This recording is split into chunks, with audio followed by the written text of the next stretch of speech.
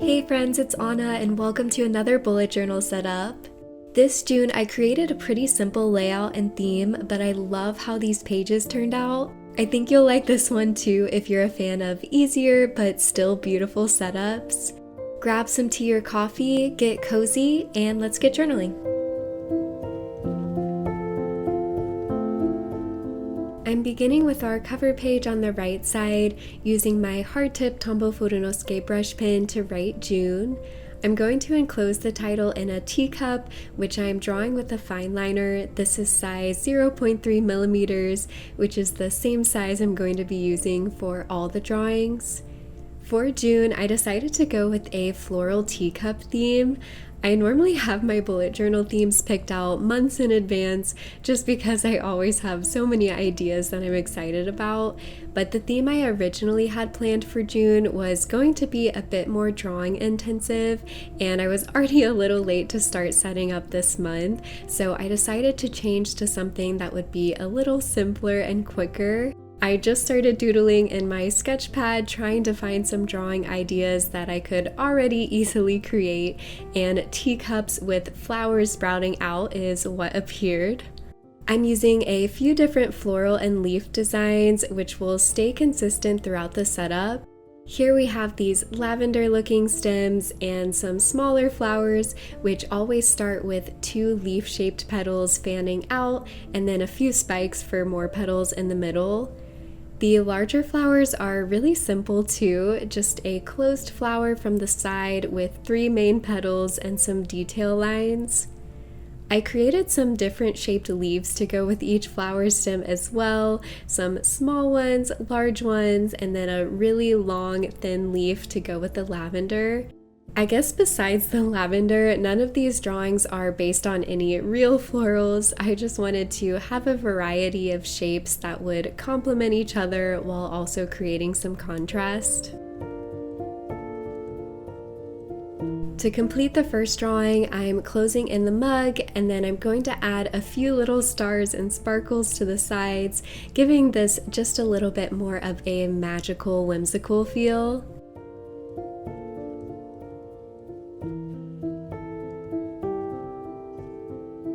Now to add the color, I'm using a combination of Tombow brush pens and a Hoo brush pens.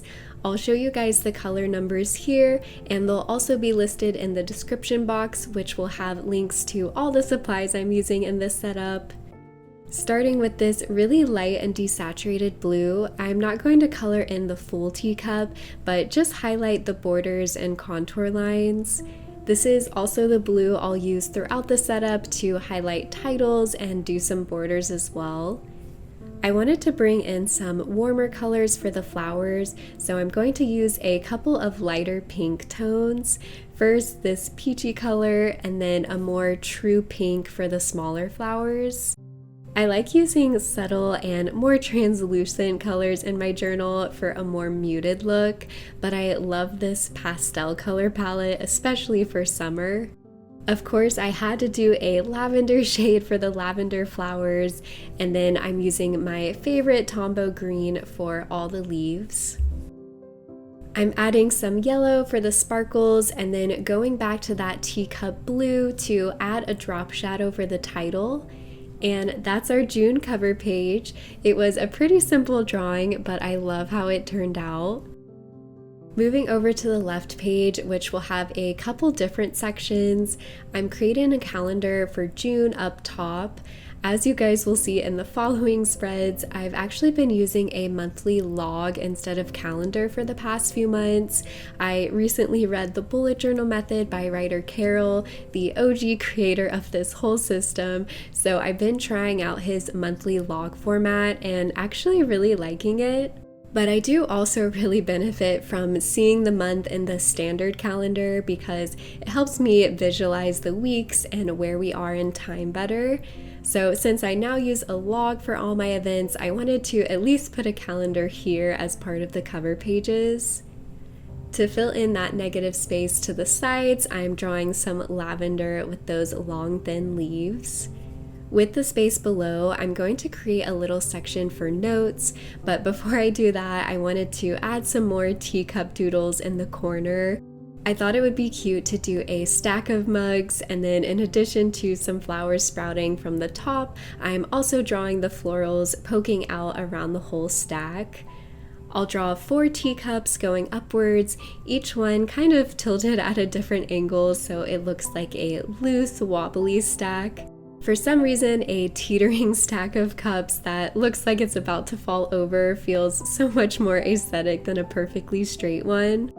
I'm using the same 3 flower drawings as before for all the floral accents. I wanted the art for these spreads to have a loose, kind of sketchy feel, so I'm kind of being messy on purpose, not always connecting the lines, and when I add the color, I'm not being super careful with the borders or coloring in every inch. I actually really like the style that gives the art, and it's a little more fun to draw that way too. I can hold my wrist a little looser and let go of some of the perfectionism because I know I want it to have that sketchy feel. Like I said, this bottom area is going to be for notes, and I'm going to use the fine point tip of this Ohuhu pin to draw a little grid to kind of designate the area. Normally, I use this space specifically for intentions. I like to set a few intentions at the start of the month, which might be made up of habits I want to prioritize, or general projects to focus on, or even how I want to feel like relaxed or productive. So I will still probably use this space for that, but I decided to call it notes so I could just leave it open to write anything else as well. For example, I want to try a new morning routine this June, so I might write that schedule out here, and also if I have any reminders or if maybe my priorities shift throughout the month, this is just a general space to write any of that. As you guys will see next, I have a separate page dedicated for specific to-dos and goals for the month, so those things will get recorded elsewhere. To finish off this spread, I'm adding the color, and that will complete our 2 cover pages. I absolutely love how this teacup theme is turning out so far.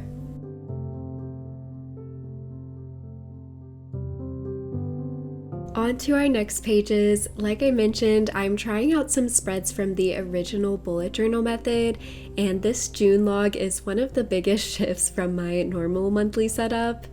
I'm starting with the title up top, and really it's an extremely simple spread to create.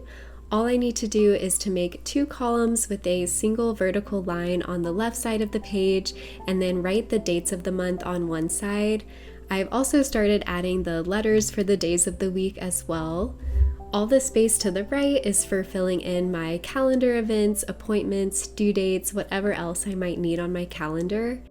To help me visualize the month and weeks better, I'm also drawing some horizontal lines to break up each week, and that really helps my brain when looking at this spread.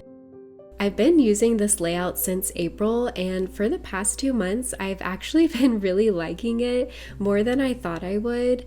It only takes up 1 page, and yet I feel like I actually have more room to write things in for each day because I have a full row across the page. I think it also allows me to use the space better than when I was writing in the boxes of my calendar. So the space it allows is definitely my favorite part so far, and it's also just a really easy page to set up too, if you like keeping your setups fast and simple. I'm adding just a little bit of art to decorate next to the title. There's not a lot of extra space, so instead of mugs, I'm just adding some of the florals in 2 little bouquets on either side of June.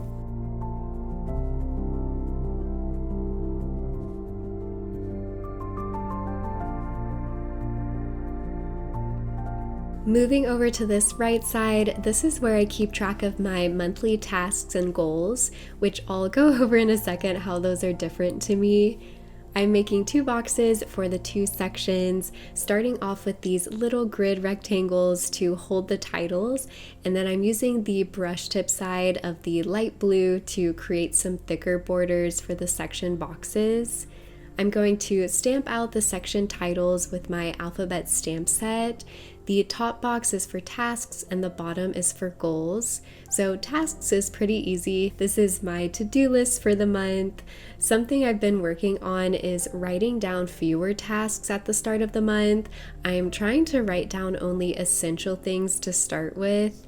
I think I tend to overfill to-do lists because I like the idea of getting all that stuff done, so I'm almost looking for things to put on the list. But I want to change my mindset to only writing things down when they come up and when they're truly necessary to complete in June. The goals section below is specifically for checking in with my annual goals. I set 10 overarching goals at the beginning of 2024. We're now actually down to 8 because I've decided to let 2 of them go. But I like looking back at these monthly, both to remind myself of these goals and then also to plan how I'm going to work towards them in the month of June. I really like having this as a part of my monthly routine because it keeps these larger goals in focus and gives me a chance to break them down into smaller steps.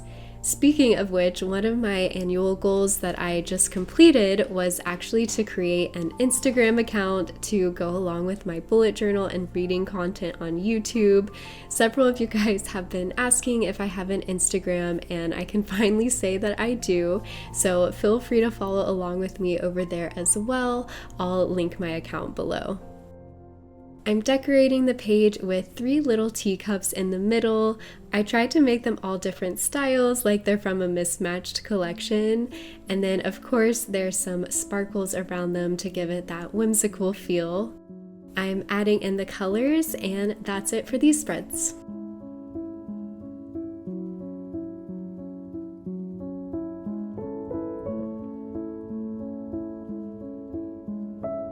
Next up, we have our last spread of this setup, which will be my first weekly for June.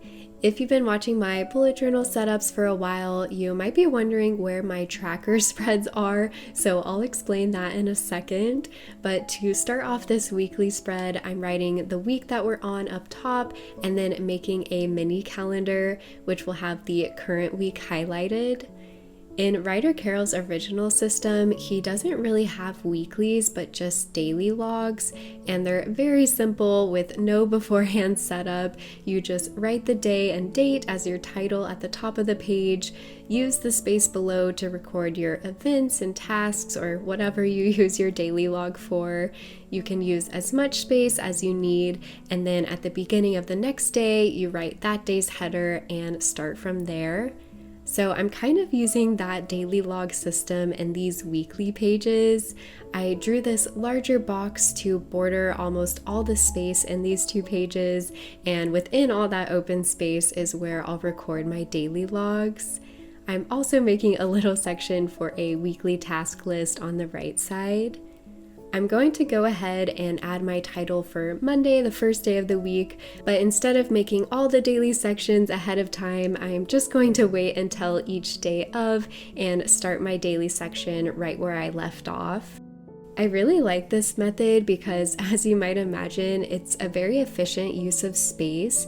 You never really know how much space you might need for each day. It just depends on how busy you are and how much there is to write down. So this allows me to use however many lines I need. I'll put a picture of what a filled out weekly log looks like from last month so you get the idea. And I haven't yet run out of space for my daily logs, so it seems like 2 pages is a pretty good amount for me. Going back to the trackers though, because I did want to explain that. Normally I keep a monthly mood tracker and then either a habit tracker or some sort of log for a specific habit, like I've been doing a sleep log in recent months. But I actually decided not to keep any trackers this month.